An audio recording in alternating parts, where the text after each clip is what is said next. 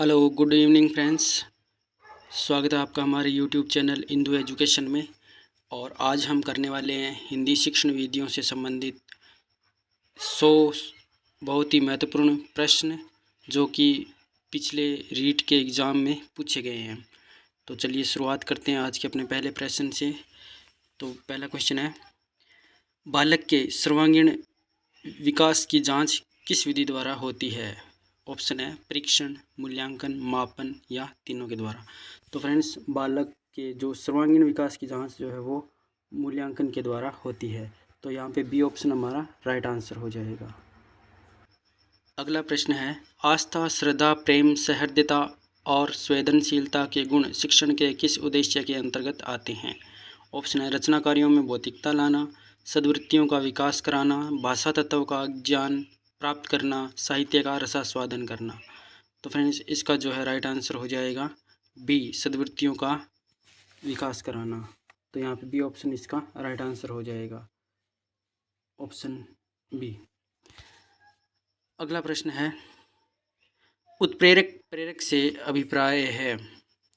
उत्प्रेरक प्रेरक से अभिप्राय है पुनरावृत्ति, प्रस्तुतिकरण, प्रस्तावना, उद्देश्य एवं अपेक्षित परिवर्तन। तो यहाँ पे इसका राइट आंसर हो जाएगा प्रस्तावना। तो उत्प्रेरक प्रेरक क्या होता है? प्रस्तावना। तो सी ऑप्शन यहाँ पे इसका राइट आंसर हो जाएगा। अगला प्रश्न है, लिखित कार्य में संशोधन की आवश्यकता होती है छात्रों की वर्तनी सुधारने के लिए, शिक्षक के शिक्षण कार्य की जांच के लिए, छात्रों का उच्चारण सुधारने के लिए या उपयुक्त सभी। तो फ्रेंड्स, लिखित कार्य में जो संशोधन की आवश्यकता होती है वो छात्रों की वर्तनी सुधारने के लिए होती है। तो यहाँ पे ए हमारा यहाँ पे राइट आंसर हो जाएगा। अगला प्रश्न है, वार्षिक योजना प्रमुख रूप से उपयोगी है शिक्षक के लिए, छात्रों के लिए, अभिभावक के लिए, विद्यालय के लिए। तो फ्रेंड्स, जो वार्षिक योजना जो है वो छात्रों के लिए नहीं बल्कि शिक्षक के लिए उपयोगी होती है। तो यहाँ पे हमारा ए ऑप्शन जो है वो यहाँ पे इसका राइट आंसर हो जाएगा, ऑप्शन ए। अगला प्रश्न है, हर्बर्ट की पाठ योजना में कौन सा क्रम नहीं है? तो हमने देखा है कि हर्बर्ट की जो पंचपदी है उसमें होते हैं 5 क्रम, लेकिन कौन सा यहाँ पे नहीं है वो बताना है। स्पष्टता, संबंध, व्यवस्था, अनुशासन। तो यहाँ पे कौन सा नहीं होता उसमें? तो यहाँ पे अनुशासन जो है वो उसमें नहीं होता। तो यहाँ पे डी ऑप्शन इसका राइट आंसर हो जाएगा। चलिए अगला प्रश्न लेते हैं, नैदानिक तथा उपचारात्मक शिक्षण की प्रक्रिया कब तक चलती रहनी चाहिए? जब तक छात्र चाहें, जब तक अध्यापक चाहें, जब तक विद्यालय चाहे या जब तक छात्रों की कमजोरी दूर न हो। तो नैदानिक तथा औपचारिक शिक्षण की जो प्रक्रिया है फ्रेंड्स, ये तब तक चलती है जब तक कि वो कमजोरी दूर न हो जाए। तो यहाँ पे डी ऑप्शन हमारा राइट आंसर हो जाएगा।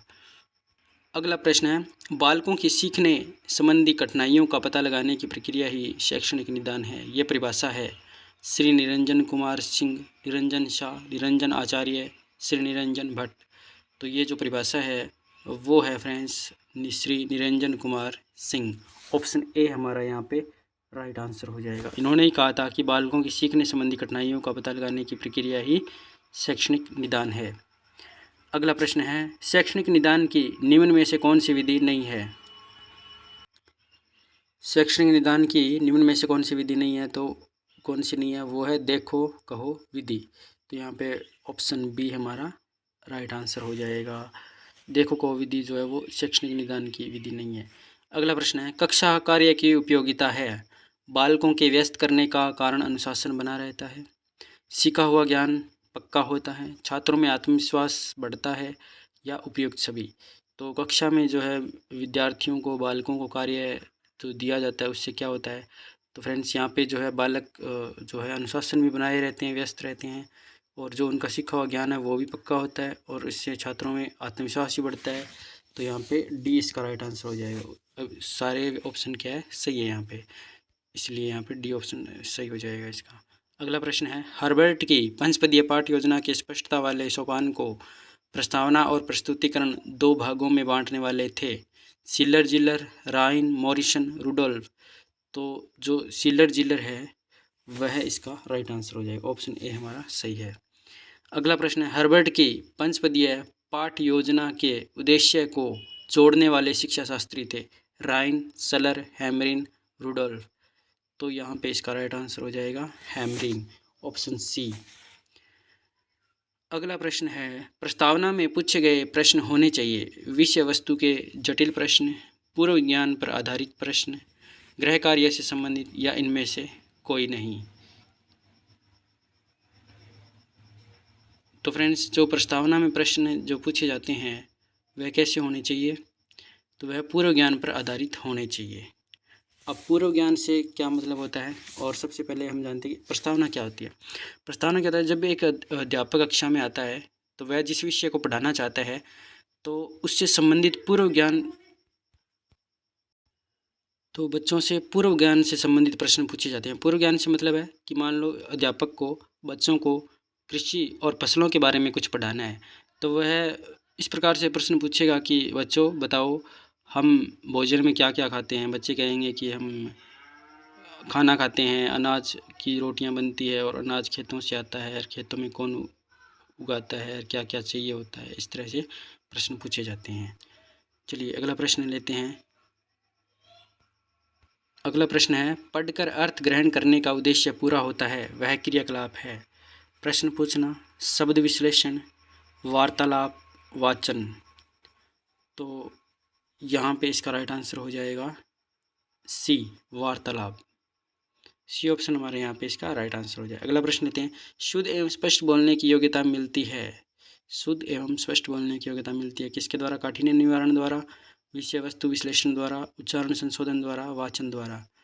तो शुद्ध और स्पष्ट बोलने की योग्यता जो है फ्रेंड्स, वह उच्चारण संशोधन द्वारा मिलती है। तो ऑप्शन सी हमारा यहाँ पे इसका राइट आंसर हो जाएगा। अगला प्रश्न है, गद्य शिक्षण की विधि है अभिनय विधि, अर्थबोध विधि, खंड काव्य विधि, नाटक विधि। तो गद्य शिक्षण की जो विधि है निम्न में से, तो वह है अर्थबोध विधि। ऑप्शन बी हमारा यहाँ पे इसका राइट आंसर हो जाएगा। अगला प्रश्न है, कौन सी पद्धति छोटी कक्षाओं के लिए उपयोगी नहीं है? मॉन्टेसरी, डाल्टन, प्रोजेक्ट, या नाटक। तो छोटी कक्षाओं के लिए जो विधि उपयुक्त नहीं है वह है प्रोजेक्ट विधि। ऑप्शन सी हमारा यहाँ पे इसका राइट आंसर हो जाएगा। अगला प्रश्न है, अध्यापक द्वारा कक्षा में किए गए व्यक्तिक वाचन को कहा जाता है? सामूहिक वाचन, आदर्श वाचन, अनुकरण वाचन, या सहस्वर वाचन। तो यहाँ पे जो अध्यापक कक्षा में जो वाचन करता है उसे आदर्श वाचन कहा जाता है। ऑप्शन बी हमारा राइट आंसर हो जाएगा। अगला प्रश्न है, किसी भी विषय को पढ़ाने का एकमात्र उद्देश्य होता है छात्रों का अच्छे अंकों से उत्तीर्ण करना, छात्रों को होशियार बनाना, विषय की प्रकृति के अनुकूल छात्रों में व्यावहारिक परिवर्तन लाना, या उपयुक्त सभी। तो जो कोई किसी भी विषय जो पढ़ाना है, कोई भी विषय उसको पढ़ाने का एकमात्र उद्देश्य ये होता है कि विषय की प्रकृति के अनुकूल छात्रों में व्यावहारिक परिवर्तन लाना। तो ऑप्शन सी हमारा इसका राइट आंसर हो जाएगा। ये इसका राइट आंसर नहीं है। अगला है, एक शिक्षण कालांश में प्राप्त किए जाने वाले परिवर्तन को कहते हैं? लक्ष्य, उद्देश्य, प्राप्य उद्देश्य, और उपयुक्त सभी। तो फ्रेंड्स, शिक्षण कालांश में प्राप्त किए जाने वाले उद्देश्य को क्या कहा जाता है? वो है प्राप्य उद्देश्य। ऑप्शन सी यहाँ पे इसका राइट आंसर हो जाएगा। अगला है, एक बालक पाठ्य वस्तु का वर्गीकरण कर लेता है किस उद्देश्य में गिना जाएगा? ज्ञानात्मक, कौशलात्मक, सृजनात्मक, अभिवृत्त्यात्मक। तो एक बालक पाठ्य वस्तु का जो वर्गीकरण कर पाता है वो है जो है उसका ज्ञानात्मक उद्देश्य माना जाएगा। तो ऑप्शन ए हमारा यहाँ पे इसका राइट आंसर हो जाएगा। अगला प्रश्न है, एक छात्र किसी प्रतियोगिता में कहानी लेखन का चयन करता है, वह किस उद्देश्य को प्राप्त करता है? ज्ञानात्मक, कौशलात्मक, अतिवृत्तात्मक, या सृजनात्मक। तो यहाँ पे हमारा इसका राइट आंसर हो जाएगा सृजनात्मक। ऑप्शन डी इसका राइट आंसर हो जाएगा। अगला प्रश्न है, सर्वप्रथम ज्ञानात्मक उद्देश्य की व्याख्या की थी? तो ज्ञानात्मक उद्देश्य की व्याख्या किसने की थी? कर्थवाल ने, सिम्पसन ने, बीएस ब्लूम ने, किसी ने नहीं। तो यहाँ पे इसका राइट आंसर हो जाएगा बीएस ब्लूम। ऑप्शन सी हमारा राइट आंसर हो जाएगा। सीख कर ग्रहण करना ही कहलाता है ज्ञान, प्रयोग, अभिवृत्ति, या कौशल। तो पहले सीखना और उसको ग्रहण कर लेना, यह क्या कहलाएगा? तो यह अभिवृत्ति कहलाएगा। ऑप्शन सी हमारा यहाँ पे इसका राइट आंसर हो जाएगा। अगला प्रश्न है, अर्जित ज्ञान का उपयोग कहलाता है कौशल, ज्ञानोपयोग, सृजन या ज्ञान। तो यहाँ पे जो अर्जित ज्ञान है उसका उपयोग कर रहा है तो वह ज्ञानोपयोग कहलाएगा। अगला प्रश्न है, किस प्रणाली में शिक्षक बालकों की ज्ञानेंद्रियों को विकसित करने के लिए विभिन्न प्रकार की खेल सामग्री उपयोग में लेते हैं? किंडरगार्टन, मॉन्टेसरी, डाल्टन या खेल विधि। तो कौन सी ऐसी विधि है जिसमें बालकों की ज्ञानेंद्रियों को विकसित करने के लिए खेल सामग्री का उपयोग में लिया जाता है? तो यहाँ पे इसका राइट आंसर हो जाएगा किंडरगार्टन, ऑप्शन ए। अगला प्रश्न है, प्रभावी शिक्षण हेतु सर्वाधिक महत्वपूर्ण है व्यवस्थित शिक्षण, व्यवस्थित फर्नीचर, नवीन शिक्षण विधियाँ या फिर शिक्षण सामग्री। तो प्रभावी शिक्षण के लिए जो सबसे महत्वपूर्ण चीज़ जो है वह क्या रहेगा? शिक्षण विधियाँ, नवीन शिक्षण विधियाँ। नवीन शिक्षण विधियों के माध्यम से ही जो है शिक्षण को प्रभावी बनाया जा सकता है। रोम की नई बस्तियों में स्थापित शिक्षण संस्था का नाम मोंटेसरी ने दिया था। Kindergarten, children house, Montessori school या कोई नहीं। तो जो रोम की नई बस्तियां हैं वहाँ पे जो शिक्षण संस्था थी उसका नाम मोंटेसरी ने जो है चिल्ड्रन हाउस दिया था। बी ऑप्शन हमारा यहाँ पे इसका राइट आंसर हो जाएगा। अगला है, डोरे और घड़ियों का प्रयोग किस खेल पद्धति में किया जाता है? डाल्टन, मॉन्टेसरी, किंडरगार्टन, बुनियादी शिक्षा। तो फ्रेंड्स, डोरे और घड़ियों का जो प्रयोग है वो किंडरगार्टन पद्धति में किया जाता है। अगला प्रश्न है,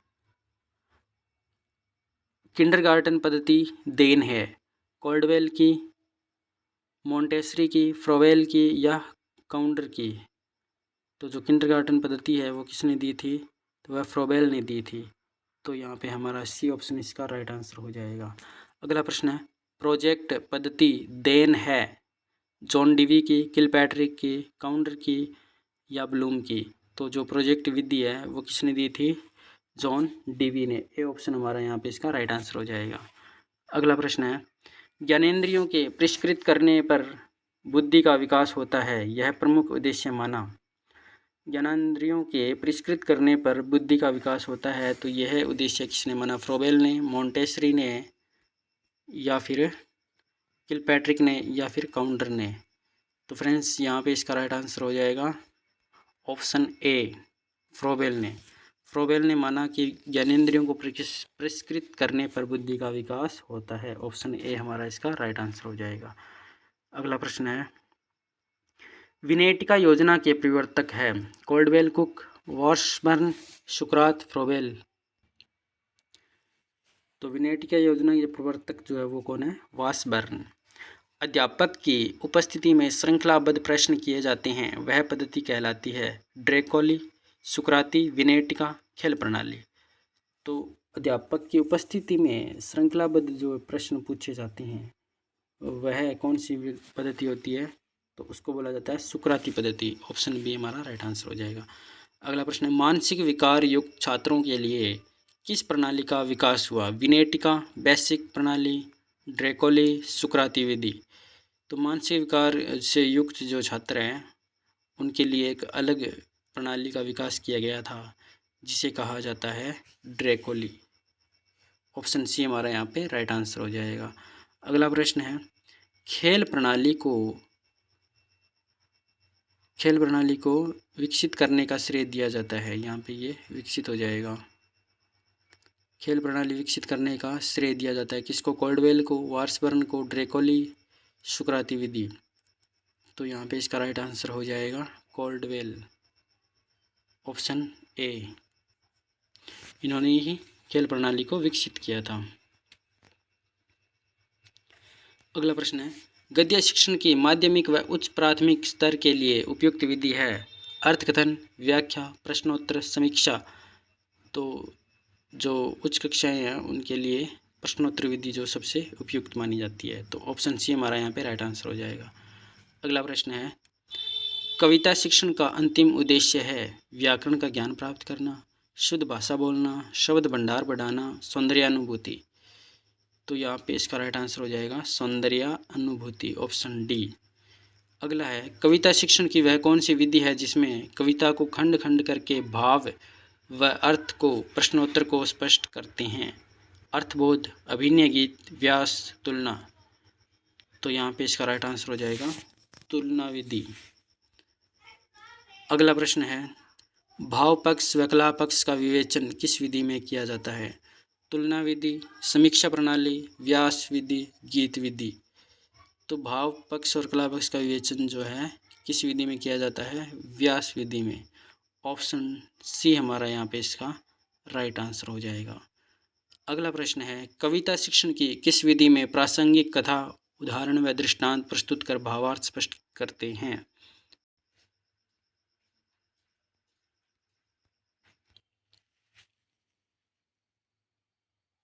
तो फ्रेंड्स यहाँ पे इसका राइट आंसर हो जाएगा अभिनय गीत, ऑप्शन बी। अगला प्रश्न है, नाटक शिक्षण की सर्वश्रेष्ठ विधि है? कक्षा अभिनय, रंगमंच, व्याख्या, आदर्श पाठ पठन। तो जो यहाँ पे इसका राइट आंसर हो जाएगा वो है रंगमंच। ये नाटक शिक्षण की सबसे बेस्ट मेथड है। अगला है, नाटक शिक्षण के कुछ उद्देश्यों की पूर्ति किस विधि में होती है? कक्षा अभिनय, रंगमंच, पाठ्यपुस्तक या व्याख्या विधि। तो जो नाटक शिक्षण के कुछ उद्देश्य हैं उनकी पूर्ति कक्षा अभिनय में भी होती है। तो ऑप्शन ए हमारा यहाँ पे राइट आंसर हो जाएगा। सामान्य से विशिष्ट की ओर शिक्षण सूत्र का पालन व्याकरण का किस विधि में किया जाता है? आगमन, निगमन, समवाय, भाषा संसर्ग विधि। तो यहाँ पे इसका राइट आंसर हो जाएगा ऑप्शन बी, निगमन विधि में सामान्य से विशिष्ट की ओर शिक्षण सूत्र का पालन किया जाता है। अगला प्रश्न है, व्याकरण शिक्षण की सरल एवं सुग्राह्य विधि मानी जाती है? आगमन, निगमन, समवाय, भाषा संसर्ग विधि। तो यहाँ पे इसका राइट आंसर हो जाएगा आगमन विधि, ऑप्शन ए यहाँ पे राइट आंसर हो जाएगा।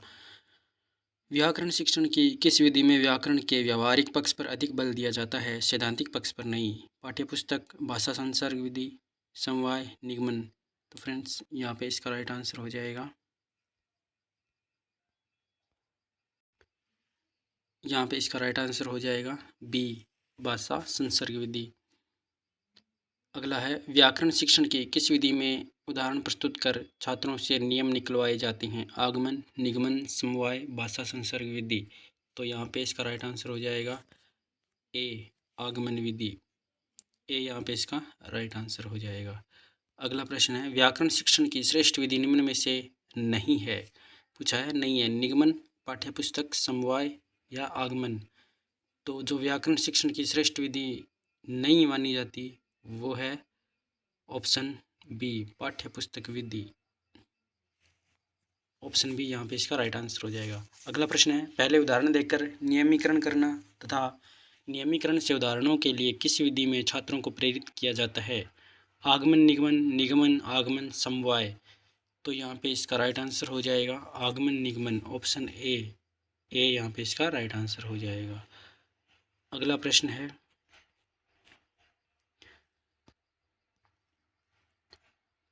एनसीईआरटी की स्थापना कब हुई थी?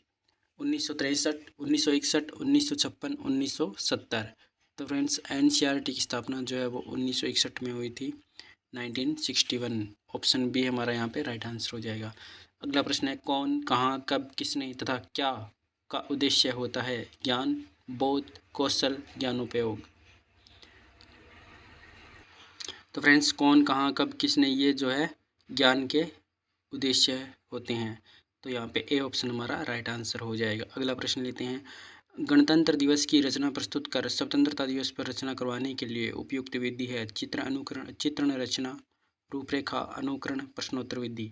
तो यहाँ पे इसका राइट आंसर हो जाएगा अनुकरण, ऑप्शन सी।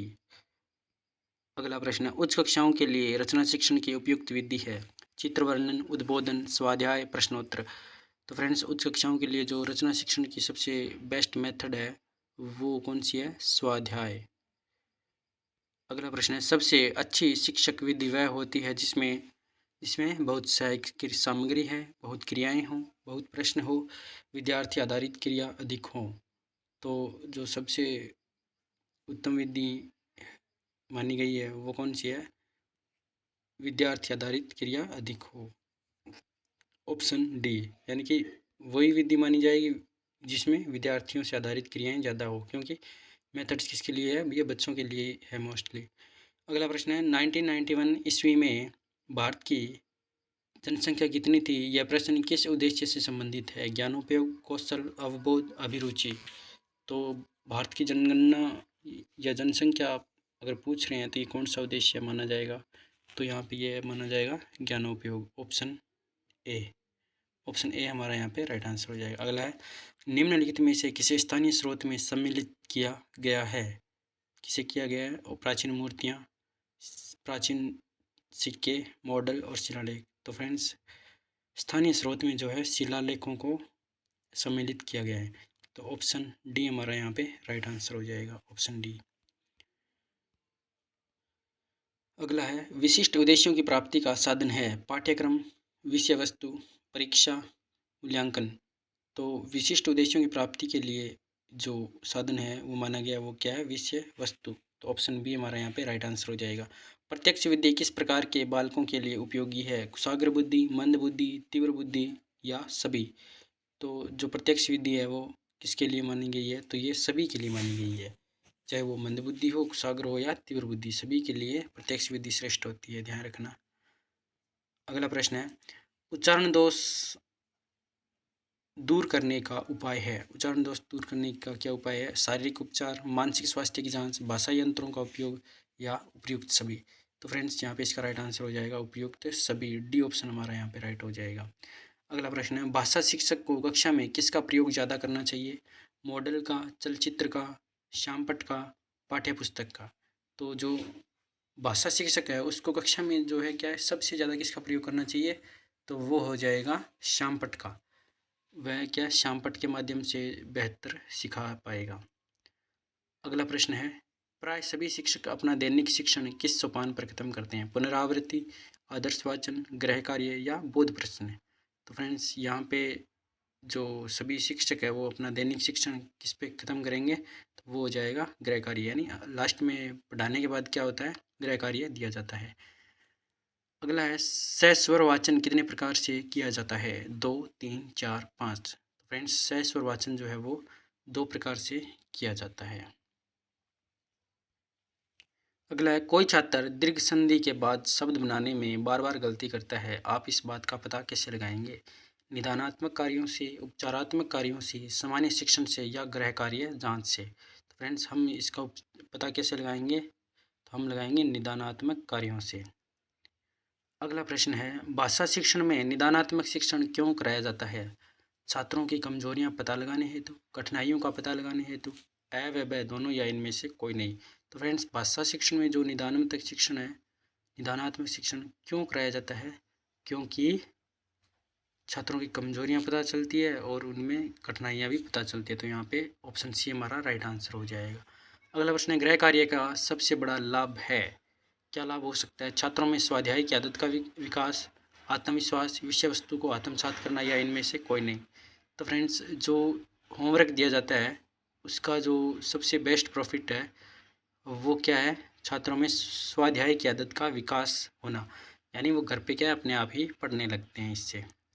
अगला प्रश्न है किस विधि को अनुसंधान विधि के नाम से जाना जाता है? किस विधि को अनुसंधान विधि के नाम से भी जाना जाता है? तो आपके ऑप्शन है प्रयोगशाला विधि, अनुकरण विधि, इकाई विधि या ह्यूरिस्टिक विधि। तो किस विधि को अनुकरण विधि भी कहा जाता है? प्रश्न था किस विधि को अनुसंधान विधि भी कहा जाता है? प्रयोगशाला, अनुकरण, इकाई और ह्यूरिस्टिक विधि। तो फ्रेंड्स यहाँ पे हमारा इसका राइट आंसर हो जाएगा डी, ह्यूरिस्टिक विधि। ह्यूरिस्टिक विधि को अनुसंधान विधि भी कहा जाता है। किस विधि को परिष्कृत रूप उच्च स्तर पर आदर्श विधि कहा जाता है? किस विधि का परिष्कृत रूप उच्च स्तर पर आदर्श विधि कहलाता है? इकाई विधि, पर्यवेक्षित विधि, सैनिक विधि या अनुकरण विधि। तो फ्रेंड्स यहाँ पे इसका राइट आंसर हो जाएगा अनुकरण विधि। अनुकरण विधि का जो परिष्कृत रूप है वो आदर्श विधि कहलाता है। अगला है छात्रों की नवीन परिस्थितियों में सामना करने में समर्थ बनाने वाली विधि है आगमन विधि, निरीक्षण विधि, इकाई विधि या सूत्र विधि। तो नवीन परिस्थितियों में जो समर्थ बनाने वाली विधि है वह कौन सी है? तो वह हो जाएगी इकाई विधि। ऑप्शन सी हमारा यहाँ पे राइट आंसर हो जाएगा। अगला प्रश्न है दुभाषिया प्रणाली अर्थात द्विभाषी विधि का प्रयोग किस स्तर पर उपयोगी है? उच्च स्तर पर, प्राथमिक स्तर पर, नर्सरी कक्षा स्तर पर या माध्यमिक स्तर पर? तो जो द्विभाषी पद्धति है वो फ्रेंड्स किस स्तर पे उपयोगी रहेगी?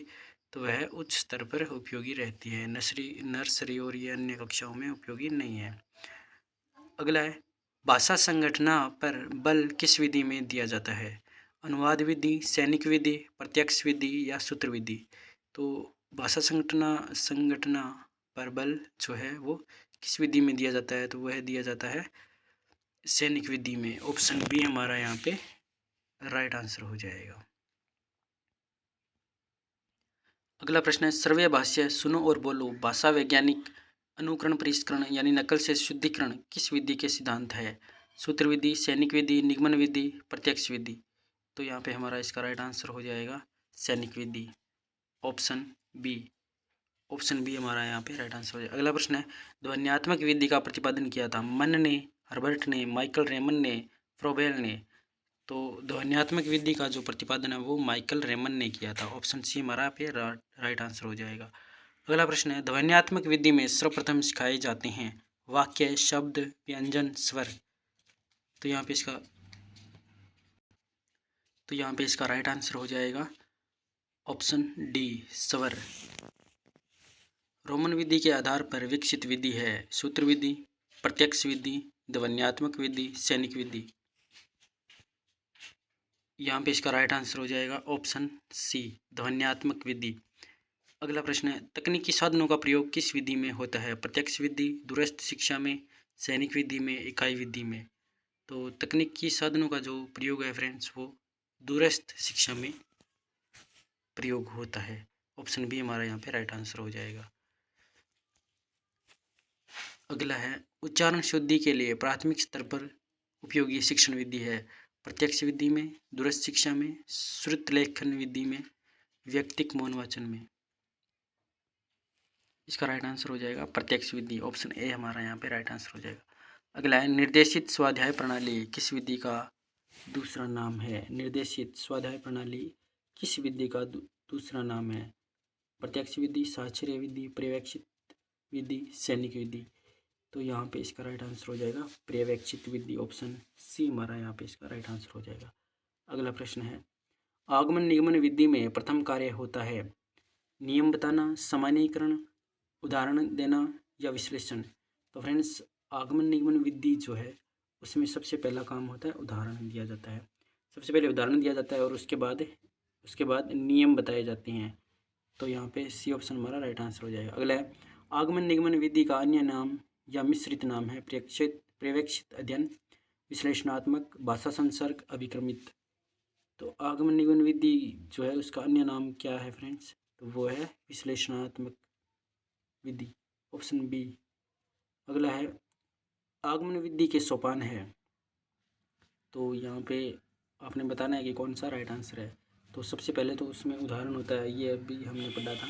सबसे पहले उदाहरण होता है और उसके बाद क्या होता है, विश्लेषण होता है, उसके बाद परीक्षण होता है और उसके बाद सामान्यीकरण होता है। ये आगमन विधि के सोपान है। तो यहाँ पे हमारा डी ऑप्शन राइट आंसर हो जाएगा। ध्यान रखना, पहले उदाहरण आएगा, उसके बाद विश्लेषण है, तीसरे नंबर पे परीक्षण है और अंतिम चौथे नंबर पे सामान्यीकरण है। ये आगमन विधि के सोपान है। अगला प्रश्न है, अभिकर्मित अनुदेशन किस सिद्धांत पर आधारित है? रुचि का सिद्धांत, क्रियाशीलता का सिद्धांत, सक्रिय अनुबंध अनुक्रिया, स्वतंत्रता का सिद्धांत? तो फ्रेंड्स अभिकर्मित अनुदेशन जो है वह सक्रिय अनुबंधन अनुक्रिया से संबंधित है। ठीक है, अगला प्रश्न लेते हैं, अभिकर्मित अनुदेशन का आधार निम्न में से नहीं है? छोटे छोटे पदों का, व्यक्तिगत विभिन्नता पर, एक विकल्प परीक्षण का, सक्रिय अनुबंधन अनुक्रिया का पुनर्बलन? तो अभिक्रमित अनुदेशन का आधार इनमें से कौन सा नहीं है? तो फ्रेंड्स यहाँ पे इसका राइट आंसर हो जाएगा ऑप्शन सी, एक विकल्प परीक्षण का। तो यहाँ पे सी ऑप्शन हमारा राइट आंसर हो जाएगा। अगला प्रश्न, व्याकरण के व्यवहारिक पक्ष पर अधिक बल देने वाली प्रणाली है? व्याकरण के व्यवहारिक पक्ष पर अधिक बल देने वाली प्रणाली है निगमन प्रणाली, भाषा संसर्ग? तो यहाँ पे इसका राइट आंसर है बी, भाषा संसर्ग प्रणाली होती है। अन्य ऑप्शन देखने की आवश्यकता नहीं है। अगला प्रश्न है नंबर 84। व्याकरण की कौन सी विधि मनोवैज्ञानिक होते हुए भी सर्वथा अपूर्ण मानी गई है? भाषा संसर्ग विधि, आगमन विधि, पाठ्यपुस्तक विधि, निगमन विधि। तो फ्रेंड्स, ये जो व्याकरण की ऐसी विधि है जो क्या मनोवैज्ञानिक होते हुए भी इसको अपूर्ण माना गया है। कौन सी है वो विधि? तो वह विधि है आगमन विधि। ऑप्शन बी हमारा राइट आंसर हो जाएगा। अगला है, वाचन में कौन सी विधि प्रचलित है? निगमन विधि, भाषा शिक्षण की यंत्र विधि, आगमन विधि या रसास्वादन विधि। तो फ्रेंड्स, यहाँ पे इसका राइट आंसर हो जाएगा बी, भाषा शिक्षण की यंत्र विधि। ऑप्शन बी हमारा यहाँ पे इसका राइट आंसर हो जाएगा। अगला प्रश्न है, साहचर्य विधि निर्मित है फ्रोबेल द्वारा, मोंटेसरी द्वारा, किलपैट्रिक द्वारा या कोई नहीं?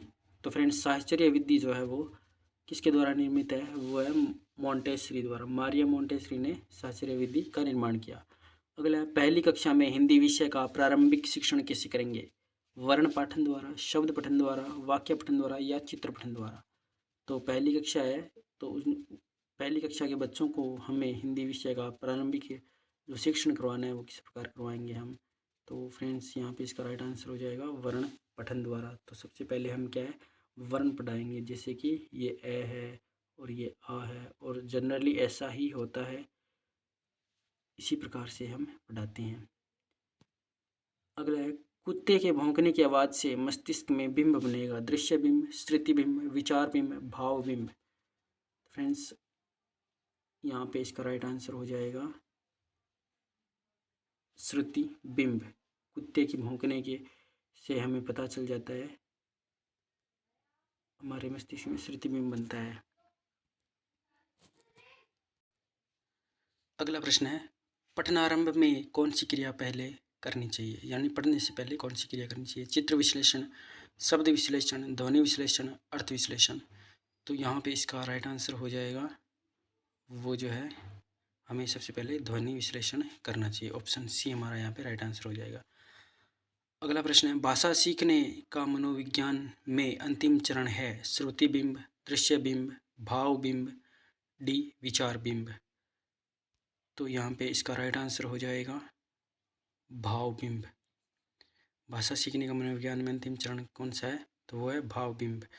अगला प्रश्न है, दृष्टि बिंब और श्रुति बिंब के एकीकरण से मस्तिष्क में कौन सी क्रिया होती है? चित्र निर्माण एवं श्रुति, श्रुति, प्रत्यय और चिंतन। तो यहाँ पे इसका राइट आंसर हो जाएगा प्रत्यय। Option C. अगला है, भाषा सीखने का स्वाभाविक मनोवैज्ञानिक क्रम है। भाषा सीखने का स्वाभाविक मनोवैज्ञानिक क्रम कौन सा है? तो फ्रेंड्स, यहाँ पे हमारा राइट आंसर हो जाएगा ऑप्शन बी, 92 में हो जाएगा ऑप्शन। ये इसका एक ट्रिक होता है, वो है सु बो पै ली, यानी पहले सुनना, फिर बोलना, फिर पढ़ना और लिखना। सुनना, बोलना, लिखना नहीं होगा, पहले पढ़ना। तो यहाँ पे इसका ऑप्शन हो जाएगा ऑप्शन सी, सु बो पहली। ऑप्शन सी हमारा यहाँ पे इसका राइट आंसर हो जाएगा, ऑप्शन सी। अगला, दृश्य बिंब का निर्माण किसके द्वारा होता है? शब्द सुनने से, प्रत्यक्ष दर्शन से, चित्र पठन से या विचार करने से? तो दृश्य बिंब यानी देख के किसी वस्तु को हम देखते हैं तभी हमारे क्या है, दृश्य बिंब बनता है। तो यहाँ पे इसका राइट आंसर हो जाएगा प्रत्यक्ष दर्शन से। बिल्कुल, हम सामने देखेंगे तभी तो दृश्य बिंब का निर्माण होगा। पक्षियों का चहचहाना मस्तिष्क में कैसा बिंब बनाता है? भाव बिंब, श्रुति बिंब, दृश्य बिंब या विचार बिंब? तो पक्षी अगर चहचहा रहे हैं तो इससे हमारे क्या है, मस्तिष्क में एक प्रकार से श्रुति बिंब का निर्माण होगा। तो ऑप्शन बी हमारा यहाँ पे इसका राइट आंसर हो जाएगा। अगला है, भाषाई कौशल के निर्धारित पक्षों में कौन सा उपयुक्त नहीं है? सुनना, देखना, बोलना, पढ़ना। तो भाषाई कौशल के जो निर्धारित पक्ष है उस अभी हमें उस देखा था, उसमें सुबोपल्ली यानी सुनना है, बोलना है, पढ़ना है, लेकिन देखना उसमें नहीं था। तो हमारा यहाँ पर राइट आंसर हो जाएगा बी। वर्णमाला पढ़ना और वर्णमाला लिखना कौन सा कार्य पहले कराया जाता है? वर्णमाला पढ़ना, वर्णमाला लिखना और पढ़ना कोई नहीं।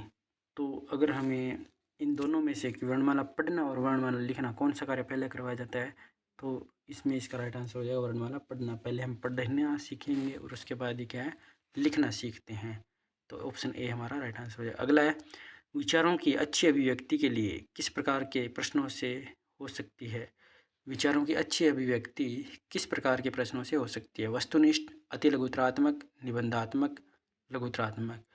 तो यहाँ पे फ्रेंड्स इसका राइट आंसर हो जाएगा निबंधात्मक। यानी अगर वस्तुनिष्ठ प्रश्न किस प्रकार के होंगे, जिनमें एक ही जवाब हो, जैसे हाँ या नहीं। हाँ नहीं वाले तो वस्तुनिष्ठ हो जाएगा। और अति लघुतरात्मक यानी 2-4 लाइनों में उत्तर देने वाले। लघुतरात्मक क्या है कि 5 से 6 लाइन में। लेकिन निबंधात्मक में क्या है, हम अपने विचार जो है कितनी लाइनों में लिख सकते हैं। इस प्रकार क्या है, हम अपने विचार अच्छी तरह से व्यक्त कर पाएंगे। अगला प्रश्न है, मूल्यांकनकर्ता के विचारों का प्रभाव नहीं पड़ता। मूल्यांकन की कौन सी विशेषता है? वैधता, विश्वसनीयता, वस्तुनिष्ठ, व्यवहारिकता। तो फ्रेंड्स यहाँ पे इसका राइट आंसर हो जाएगा वस्तुनिष्ठ, ऑप्शन सी। अगला है, वस्तुनिष्ठता की रक्षा के लिए सर्वाधिक उपयुक्त प्रश्न है।